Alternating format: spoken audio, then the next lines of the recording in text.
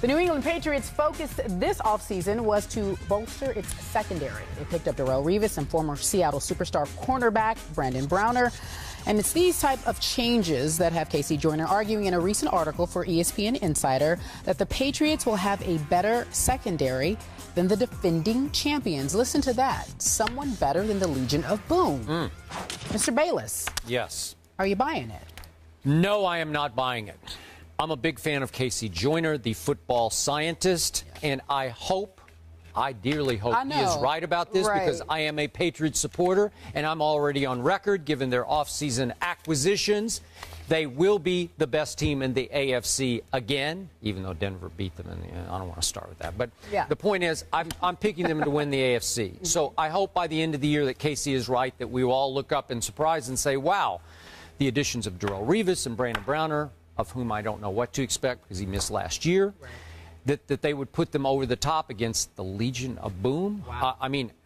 Right now, I can't make that case. I can't even let my mind go that far because when I'm thinking of Richard Sherman and Earl Thomas and Cam Chancellor and Byron Maxwell, it's just too much firepower. Darrelle Revis was hit and miss last year as he came off his knee reconstruction.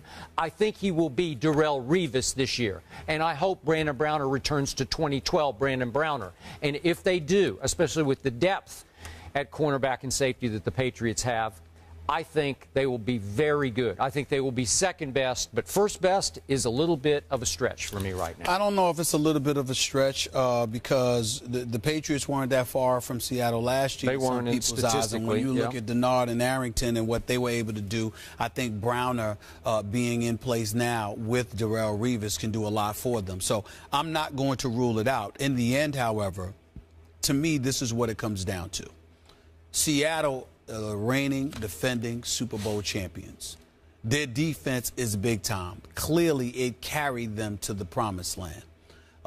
It's going to be interesting to see how effective Seattle's offense is going to be this year, with everybody coming for them and fearing that defense.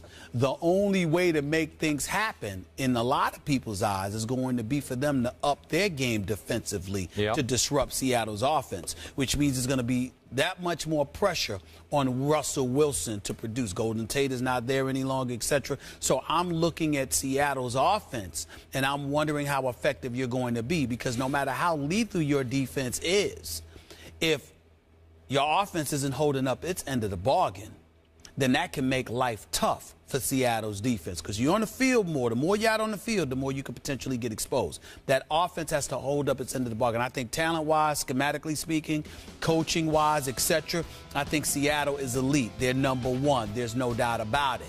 But I do think that now you're the reigning defending Super Bowl champions.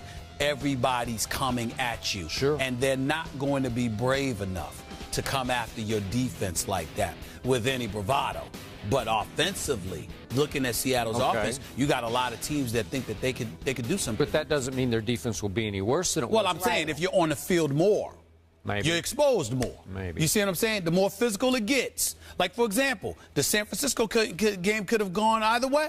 You understand? All I'm saying to you is that kind of game, you know, you had a defense that matched Seattle's intensity and went after Seattle's offense the way that it did. As far as I'm concerned, you know, that free play that Russell Wilson had that culminated in a touchdown pass, to me, that was the difference in the NFC Championship game. What I'm saying to you is that what if a plethora of defenses got their game up and came after Seattle's offense that way? You see what I'm saying? Then it's a pick 'em. That's all I'm trying to imply. All I know is that at this moment, as I look back on the end of last year, I picked Denver to win the Super Bowl, and the highest scoring offense in NFL history was held to 8 points. If memory serves, you also picked Denver to win the Super Bowl, so we shouldn't talk. You know, we should just say they got beat down. This is by far the best defense in pro football, and that's the way it stands.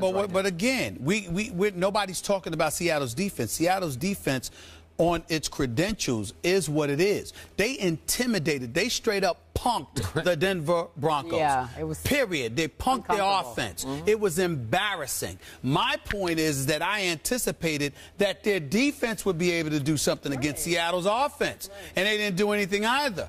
I'm saying this year, When you're the hunted and everybody's coming for you, I have no doubt that Seattle's defense will answer the bell.